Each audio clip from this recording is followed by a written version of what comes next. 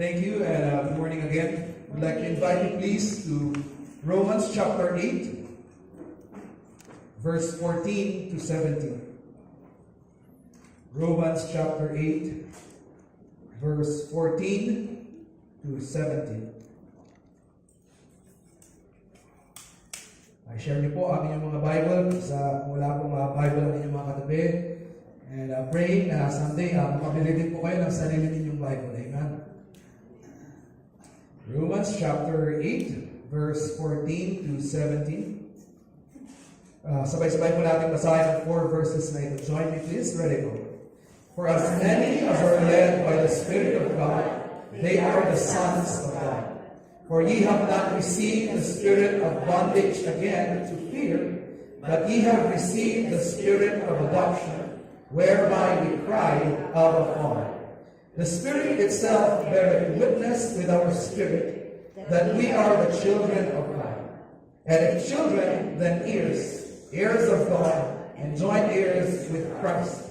If so be so that we suffer with him, that we may be also glorified together. Amen. Last week, I preached about one of our identities as a Christian.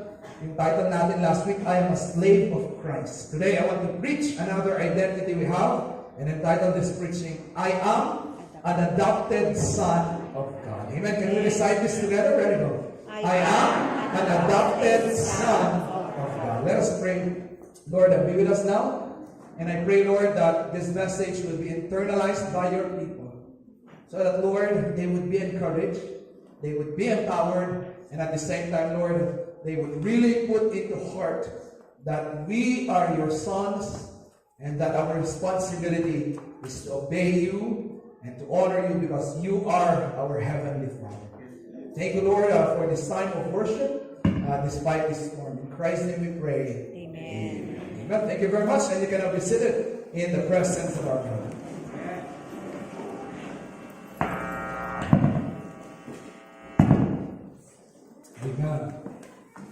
I have been mentioning the doctrine of adoption in many of my preaching, but for this Sunday, I want to dedicate a preaching solely focused on this doctrine, the doctrine of adoption.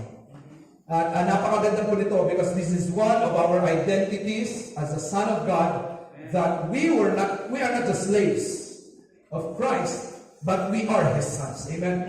In fact, Jesus Christ Himself said, I call you not servants, I call you sons. Amen. It's true we are a slave of Christ, but Christ Himself said, I will not call you slaves, I will not call you servants, I will call you sons. Amen. So today let us learn this beautiful, beautiful doctrine. So go back, next slide. Yeah, I have 3 goals for you in our preaching this morning.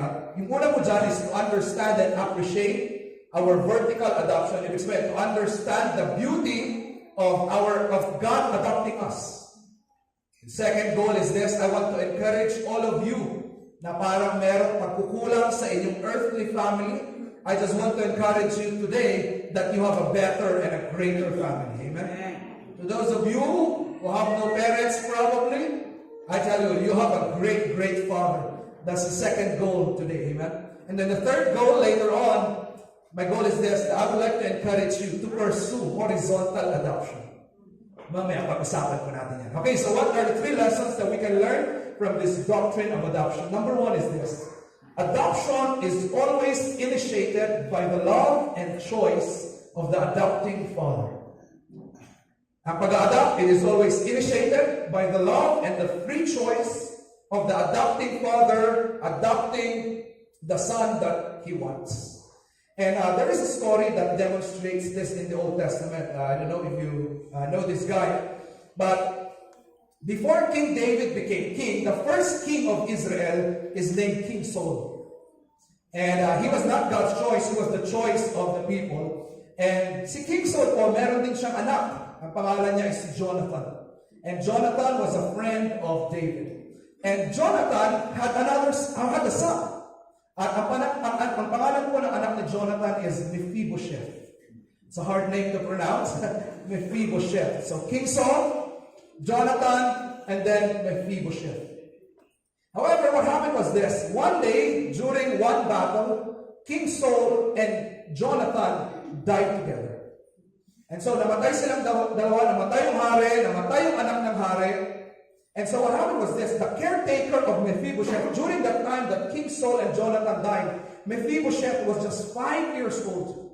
And yung caretaker ni Mephibosheth, alam niyo ito, if you are watching medieval movies, you know this, right? That when the king dies, you will try to preserve all the sons and the daughters of the royal blood.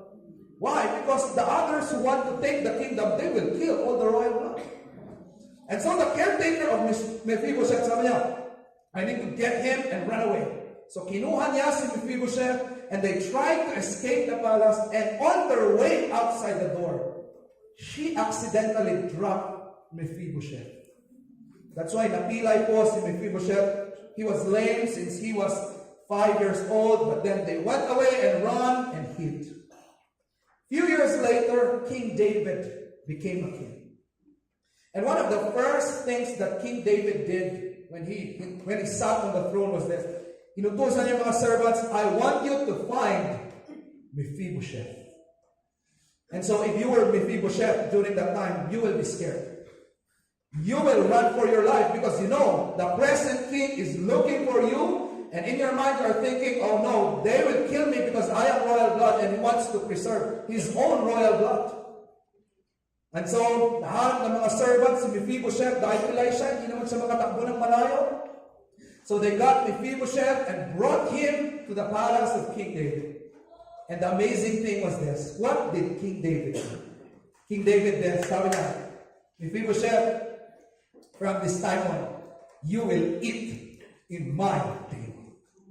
Mephibosheth, from this time on, you will stay in my palace, you will eat in my table, and you will become my family. In short, David said, I am adopting you, and every land that your father owned, I will give it back to you, and for the rest of your life, you will stay with me.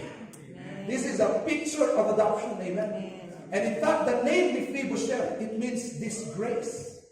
So David did this out of love, out of his love for his friend Jonathan, the father of Mephibosheth. Out of his own free choice, he got a man from disgrace and brought him to the palace and made him his own son. Amen. A beautiful picture of adoption.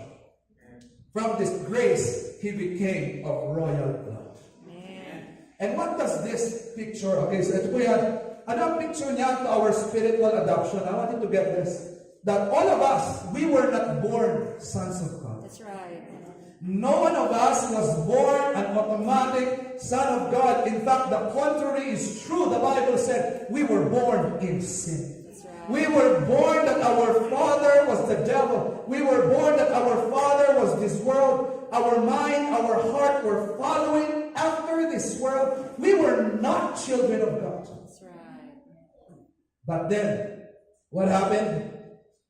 Because we are sinners, we deserve punishment. But then because of the love of an adopting father, who is that? God, amen? Amen. Because of the great love of God, what did he do? He sent his only begotten Son, the Lord Jesus Christ, to come to die for us, so that if you will believe in the Lord Jesus Christ as your Lord and Savior, God would adopt you to his family, from disgrace to his table. From disgrace, amen, from a life that is useless, without purpose, he will take you in, just like King David. He will take you in and you will dine with God.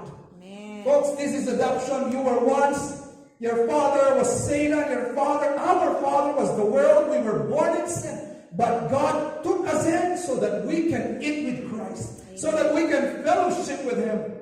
Amen. This is the beauty of adoption. Amen. And I want to emphasize here, folks, that adoption is not easy. In fact, adoption requires a greater love. Because you are not forced to love. You know this, parents. Like, for example, you love your kids, am I right? Why? Because you have no choice. You have no choice. They came from you. They are your own. That's why you need to love them. But adoption is different. Hindi mo kaano-ano papakainin mo. Hindi mo kaano-ano pag-aaralin mo yan. Hindi mo kaano-ano, i-disciplina mo yan. Hindi mo kaano-ano, papakainin mo siya at tuturuan mo siya that he is not your own. Adoption requires a greater kind of love.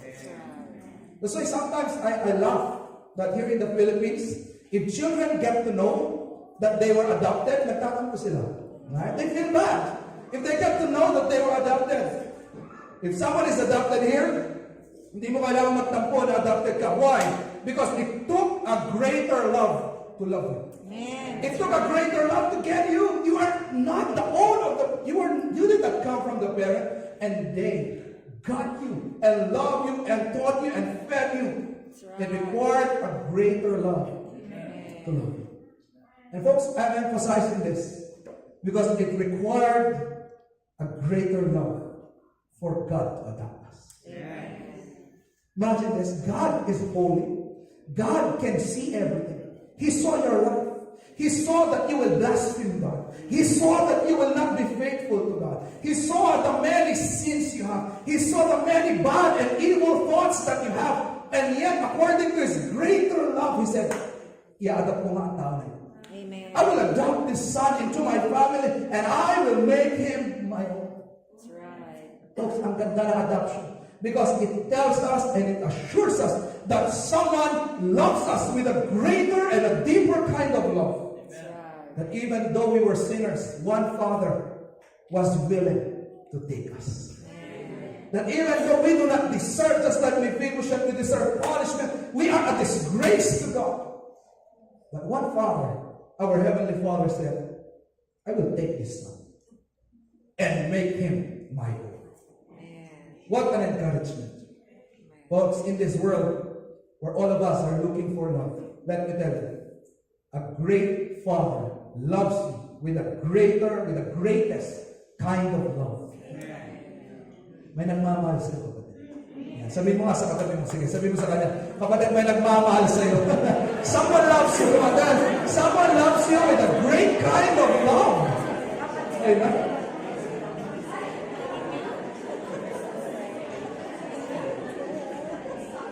Oh, amen.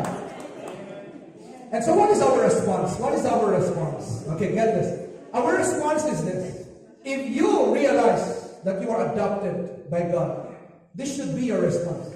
Gratitude. This is our theme this year, right? Humility and gratitude. And I would emphasize this the whole year, that our attitude to God is always gratitude.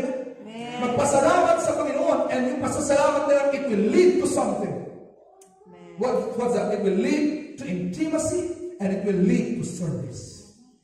If you realize that you're adopted by God despite you undeserving to be adopted, kailangan mag-reply ka in gratitude, and that will drive you to be close to God. Intimacy means closeness and sweetness to God, and that gratitude will drive you to serve God more. That's right. Wow, amen. Look at this verse.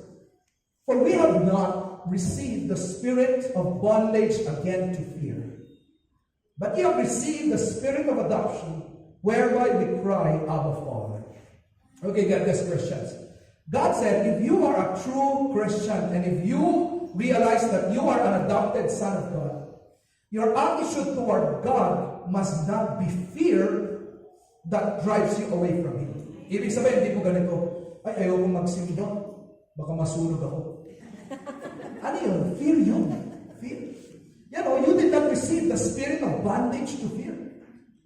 When we approach God and say, oh, God is going to punish me, and you're so afraid of God, that's not the attitude of a son. The attitude of a father and son relationship is this. God gave us the spirit of adoption, that we will cry to our Father, Abba, Father. That word Abba was intentionally left by the writers of the Bible. It's an Aramaic term that means, and it's like an informal term of intimacy and sweetness to call your father. Actually, hindi ito mahirap intindihin, because here in the Philippines, we have a lot of terms that we can substitute for Abba. Like for example, you young people, do you call your father, Father? Like you go, hello, Father. You don't. That's very formal, right? You will call them with a name that denotes intimacy, sweetness, closeness. Like example, Dad. Hello, Dad. Hi. Hi, Ty. Papa. I used to call my Pastor Goody Papa, but of course I have an American dad now, so I call him Dad. Yeah, but the point here is this. It's a name of closeness and sweetness. And folks, when you realize that you are an adopted son of God, it drives you to be close and sweet and intimate with your Heavenly Father. This is our response. This is what God wants. That's why He called us His sons, so that we will not fear Him na para bang He is a big boss sitting down in heaven and we're just so afraid of Him. Lord, I do not want to see You. No. God wants us to have this attitude. Dad, I want to come to You. And you will go to Him in sweetness and in closeness. Amen. You know what? Members, listen. Folks, listen. Many of us, when we pray, it seems like God is so far. Lord, bless me. Bless this food. Thank You for this day. Amen. It's like You are so far. What is the real intimate prayer? Ganito yan. You need to experience this, members. You need to experience this, every one of us. That you will start to pray, Lord, alam mo, ngayong araw na ito, nagkaroon ako ng promotion. I just want to thank You for everything. You're just so sweet. Father, I just want to come to You. Today, I was tempted to sin. I need Your strength. Today, Father, naingit ako. Merong tao na nanakit sa akin. I was tempted to hurt them back, but I know it's not Your will. Father, I need strength. Amen. Those are prayers of intimacy. That you are so close with God and you go to God and say, Lord, may amin din ako sa'yo. May crush ako. Pero alam mo, hindi mo siya anak. Maliit. Amen. Tulungan mo. Ganun na rin. Nakuha niyo ba? Parang tatay na malapit. He is a sweet, close father. Father, I don't know, I have a plan, but it will bring me away from my church, from my family. Is this plan okay, Lord? Please guide me. This is what it means when tayo ay anak ng Panginoon. It drives us to be intimate and close with Him. Folks, kailangan maranasan mo yun. Na meron kang makausap na hindi kagaya ng pwede pag-usap mo sa ibang tao. I like to tell you this. There are many things you cannot tell people. But I can tell you, you can tell God. He is the great counselor. He is the wise, wonderful counselor. And you can tell Him everything. He is your Father. Father, I feel anxious today. Tigilan na mga panalangin na puro, Lord, bless our food, please. I need money. But it's intimacy, Lord. Help me with this. Amen? And it drives us more to serve Him. When you know that a Father adopted you, you are not His own, but He took you in. Folks, that will drive you to serve that Father even more. Kaya nga, mga kapatid, pag the more natin nare-realize to, dapat na-challenge ko, I want to serve Him. I want to serve God more because I know He adopted me even though I don't deserve it. Amen? This is the first lesson we can learn from this doctrine. Amen? The second one is this. Adoption erases our past records and makes us start as a new person. Amen. Beautiful, beautiful doctrine. Adoption erases everything in the past and makes us a new person. Kaya nga po sabi ng 2 Corinthians 5:17, if you got saved, you are a new creature. Amen? You got adopted, you are a new creature. I want us to break this down and learn it even more. Okay, so during the time of the Apostle Paul, when he was writing this doctrine, there were two steps of adoption in the Roman Empire during the time. Emancipatio and vindicatio. Emancipatio means that you will transfer the child to another family. Okay, so that's the first step. Pag mag-adopt ka, transfer the child to another family. Second step, vindicatio, it means this. You will cut the ties of the former family, and the child will be born again in that new family.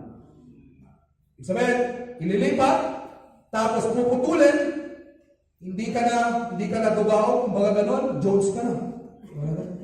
Hindi ka na part ng pamilya na ito, mapuputol na yan, na-adapt ka na sa bagong family, and you are like being born again to a new family. In fact, in Roman times, they will even give you a new name. They will give you a new status. They will give you a new birthday. Your past birthday will be cut. You now have a new birthday. During the day of your adoption. Ayun, you are like being born again to a new family. And our lawyers know this, that many of our Philippine law was based in Roman law. Kaya kung titignan natin yung ating batas, ito, next slide, sa ating Domestic Adoption Act, nakalagay po dyan, if a person is adopted in the Philippines, all legal ties between the biological parents and the adoptee shall be severed. Yan, napuputol. And the same shall then be vested on the adopters. So, naputol ang dating relationship sa dati, and you are now born again in a new family.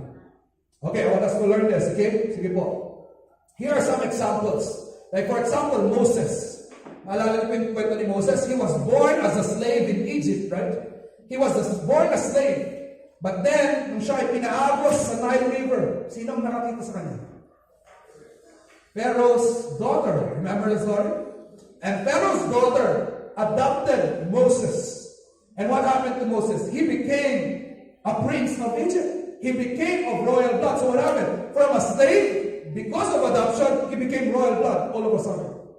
Ang layo nun, mga kapatid. Slave, biglang royal blood. That's the power of adoption. It erases everything in the past. And you're now born again as a new person. If you would check history, these three emperors, Augustus Caesar, yung mga yan, they were emperors. But if you would check history, all of them were adopted children. They were not royal blood, but then all of a sudden, they became heirs to the throne. They became royal blood, and they became emperors and kings. This is the power of adoption, folks. And I know you're starting to see this. Na ang ating pagka-adapt sa Panginoon, hindi basta-basta, it's so powerful. Amen. Look at this, next slide. Ito po, tingnan natin, we were bought with a price before. We were slaves to sin, but Jesus Christ came to die and buy us with His own blood. And then what happened? When we got saved, when we believed and received the Lord Jesus Christ in our heart as our Lord and Savior, the Bible said, Christ justified us. Ano ibig sabihin nun? Christ washed away all our sins. Amen. He erased the past. And today we are standing in the sight of God just as if we never sinned. Kahit sino ka man in the past, you have so many sins. I don't care. It was cut. Amen. And now God is bringing you into His new family. And He is adopting you to His family. And itong number 4 na ito, we inherited the blessing of a godly lineage. This is very important. Because I always tell you this, right? In psychology, if you would study behavioral psychology, look at this. A lineage is very important. Because if your grandfather is a drunkard, your father is a drunkard, there is a chance you will be a drunkard. A high chance. Grandfather, broken family. Father, broken family. There's a high chance you will be broken family. May mga generational seeds tayo na tinatawag. Yung kasalanan ng grandfather na ipasa. And if that is the case, if psychology is all we have, I tell you, our church is doomed. Our country is doomed because there are so many bad examples in our lineage. But this is the beauty of adoption. God took you in. Amen. Cut Amen. the bad lineage and took you to a new line of family. Amen. And who is your grandfather? Who is your grandfather? Your grandfather is David, a man of worship. Amen. Your grandfather is Abraham, a man of faith. Your grandfather is Solomon, a man of wisdom. And all of their blessings were passed down to you. Kaya nga meron ditong chance tayo, mga kaibigan, that you have a bad family, but you got saved, you have a brand new family, and you can be the start of a better lineage. Ito ang power ng adoption. Kinuha tayo sa nakarang pamilya. May bago pang pamilya ngayon. Mas maganda, mas malaki, mas masaya.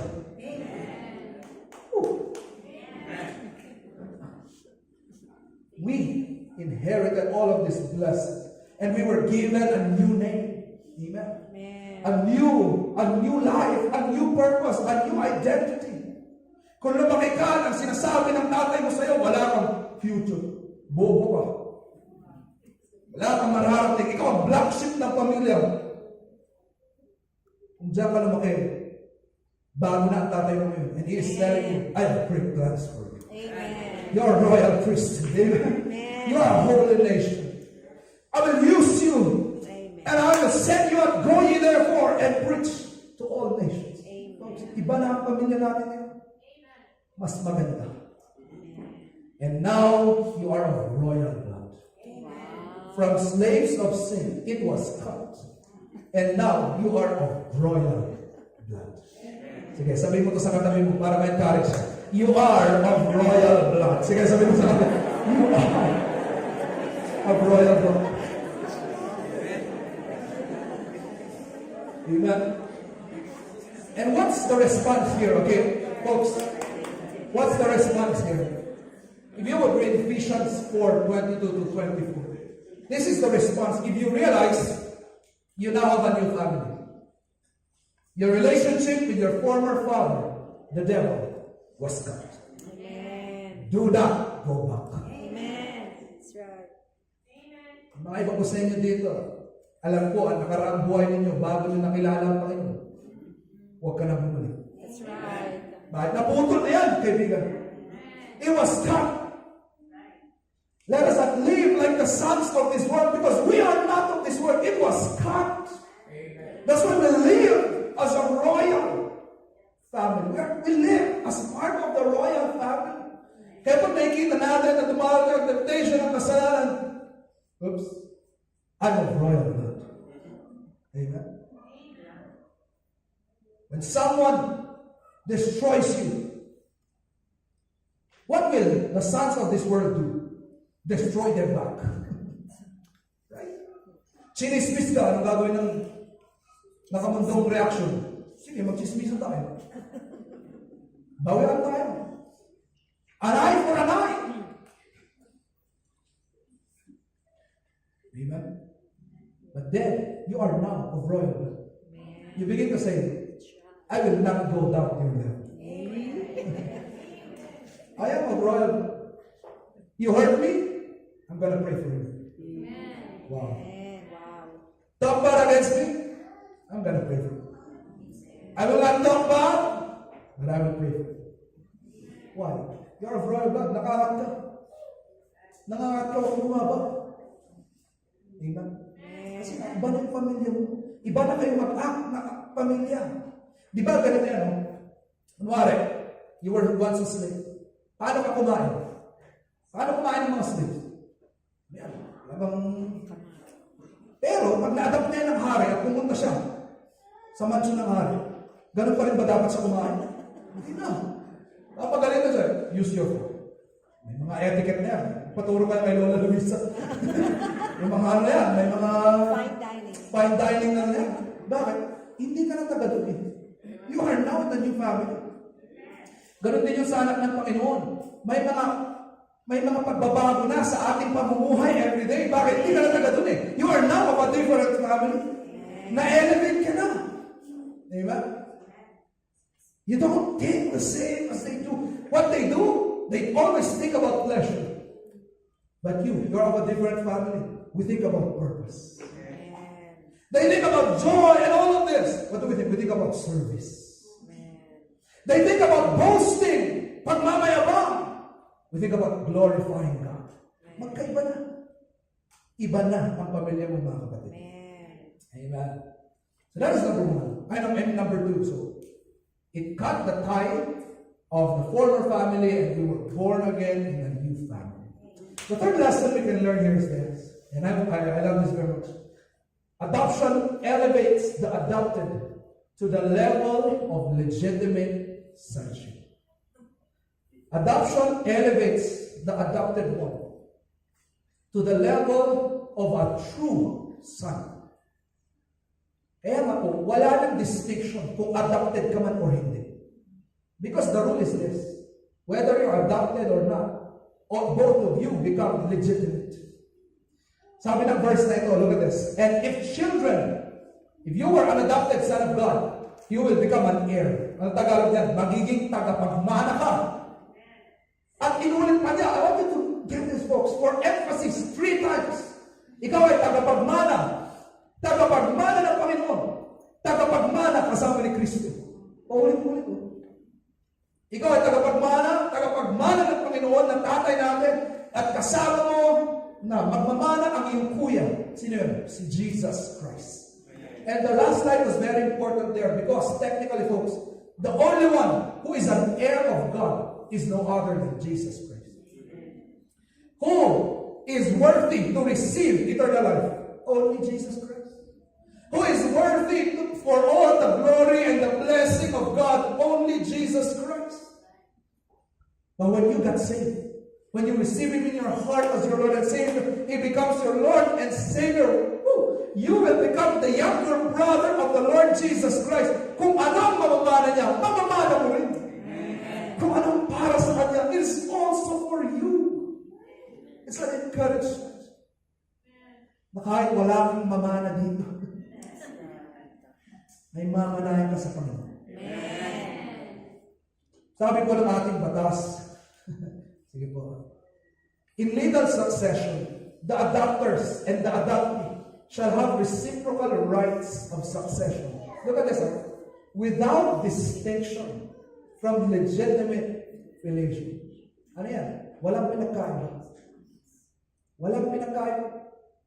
Pag tinitignan tayo ng Panginoon, ito ang anak ko, si Jesus Christ, ito ang aking mga adopted sons, walang pinagkaiba.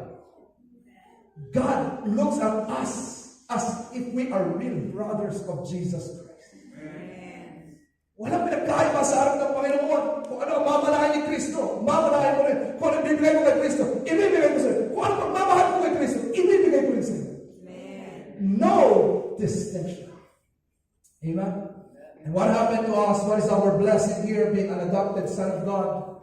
Here are some of the benefits of a true son. Loving discipline is executed. God does this to us. Amen?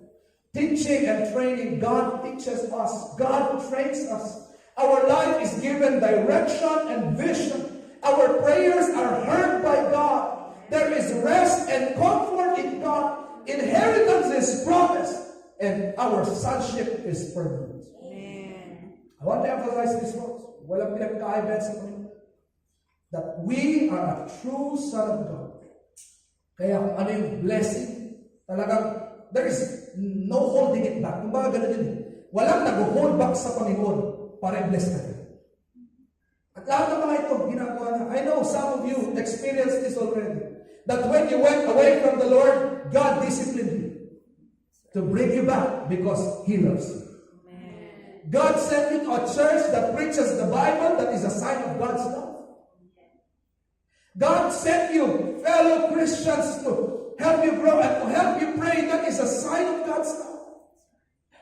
Someday when you serve God, He promised some rewards for you.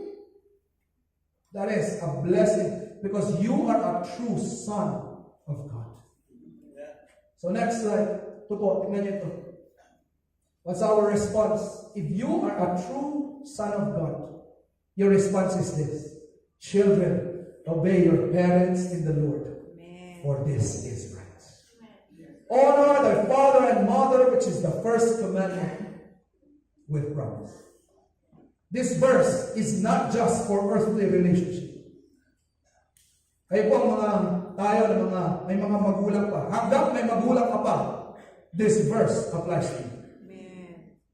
Hanggang meron ka pa magulang, para sa ito, that you must obey and honor your parents in the Lord. Even though they do not still know the Lord, they are not yet saved, I don't care. It's for the Lord. Honor and obey them. And I want you to get this first. Our obedience to our parents is our practice to obey our greater God. Amen. Marami pong bata na hindi naturuan na mag-obey sa parent, hindi rin nag-obey sa Panginoon. Bakit? Sino ba mas mahirap i-obey? Magulang mo, Panginoon. Panginoon, mas mataas ang standard niya. That's right. At kapag hindi tayo na-train to obey our earthly parents, you can never Never. Honor yung mas mataas na Father. Why? Because the practice to honor the greater Father is to honor the Father you have here. That's right. Kaya nga po, as true and adopted sons of God, this is our response to God. Father, I will obey. Amen. Father, kung ano ang gusto mo, kapag nagbabasa ka ng Bible, nakakita ka ng verse that God is commanding you, then pray to God, Lord, Father, give me strength because I want to obey. Amen. If you hear the preaching of God's word, narinig mo yan, the Holy Spirit is convicting you. Your prayer should be like this: Father, I want to obey. I want to follow you, Lord. You're my Father. You adopted me, gave me so much blessing. I want to obey you. Another response that we can get, I grab a verse from Proverbs. It says here, the eye that mocks at a father and despise obey a mother, the ravens of the valley will peck it out, and the young vultures will eat it. God has His own way to punish children na binabastos sa kanilang mga tatay at binabastos sa kanilang mga nanay. Why? God is emphasizing that we need to obey our Father. Why? Because we have a greater Father that we need to obey. Amen? Yun po ang ating practice ng ating obedience sa Panginoon. And I tell you folks, you can never go wrong with obedience. In fact, sabi ng Bible, obedience is even better than sacrifice. Ibig sabihin, as a son, your number one priority to do is this: I want to obey God. I want to obey His way. I want to follow Him, and this is my response as a child. Amen? So yan po ang ating tatlong lessons pagdating sa adoption. So in conclusion, I want to encourage you to consider something. Though it is difficult, why don't you consider adopting? Because in God's providence, He uses adoption for a purpose. Hindi kailangan legally adopted. Kahit hindi naman legally adopted. Pero kung ikaw, adults, here, listen. But if you will take the role that you want to be a father or a mother to someone na hindi galing sa iyo, gawin mo. I know this is difficult. I've preached this. Mahirap ito. It requires a greater love, a greater sacrifice. But I want you to consider it. Amen. I-consider niyo ito. Because God uses adoption for a purpose. If you would remember the story of Moses, he got adopted. And what was God's purpose? For Moses to be trained in Egypt, because someday he will lead the Israelites out of Egypt. If he was not adopted, imagine this, if Moses was not adopted to Egypt, I tell you, he can never lead the Israelites out of Egypt. Another story, Old Testament, Esther. Remember this story? Wala na akong time para ikwento, pero basahin nyo na lang, okay? But Mordecai, the cousin, the older cousin of Esther, adopted Esther. Anong ginawa? Inadopt niya si Esther, and Esther became the queen. And you know what? In God's providence, there was a time that King Ahasuerus had a bad advisor. And that advisor told King Ahasuerus, kill all the Jews. Who stopped that? Sino ang pumigil para mamatay ang lahat ng Jews? It was Queen Esther. Because Mordecai adopted her. Folks, gusto ko po makuha nito. Ginagamit ng Panginoon ang adoption na in ways that we can never imagine. Where's Brother Kenneth? Kumanta kanina na family, si Brother Kenneth yan. My parents adopted him. Not legally, sabi ko, not legally. And my parents adopted him when he was in grade 5. 7 years. 6 years. 6 years old. Hanggang siya ay naging high school. Tumira ka sa amin, Brother Kenneth, kinain mo parehas na pagkain namin. Parehas na pamamahal. You grew up with my father who is a pastor. Now, I'm your pastor, your older brother. I tell you, God has a purpose. Baka magpastor ka rin. At kung hindi man ikaw, sige. Balik ang my point, right?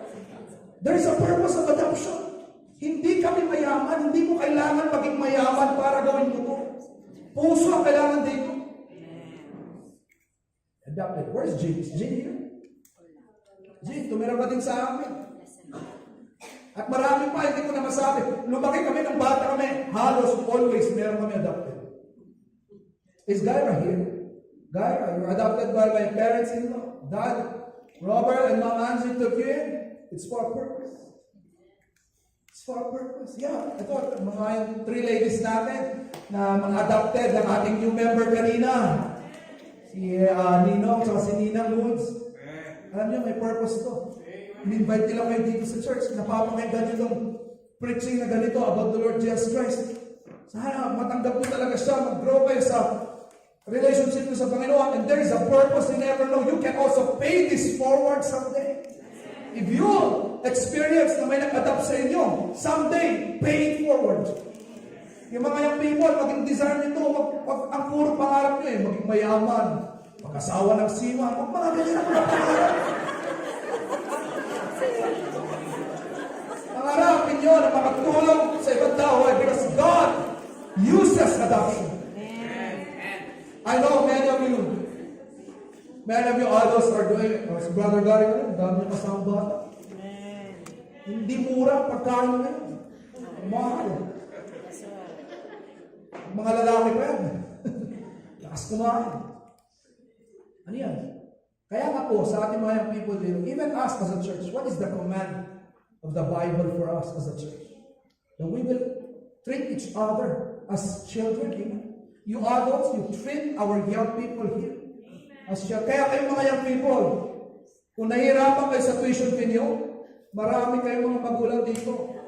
Pumunta kayo kay Attorney Jem, sabi niyo, Attorney Jem, pwede ba isayang ko yung sapatos mo for 1,000 pesos? Sabi niyo, pumunta ka kay Antikate, sa Antikate, pwede ba kuskusin ko yung stairs mo for 1,000 pesos? O ilan lang lapit ng may tuition fee ka na? Di ba, paglaba ko po kayo, 5,000, o di ba?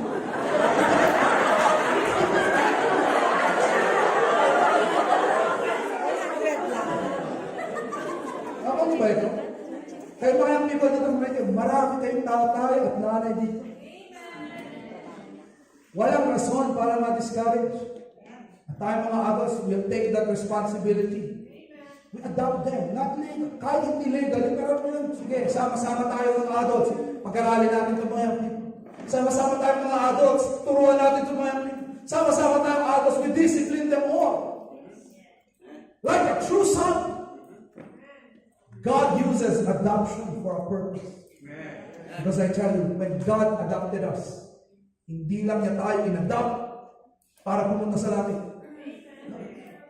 God adopted you. Because He has a purpose for you.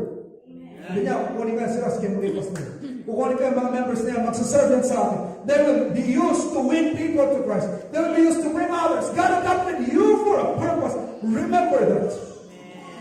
Hindi walang silbi ito. Linaan talaga ito ni God. But when you believe Him, He adopted you to His family, gave you a new purpose. Praise God. Let's all stand up.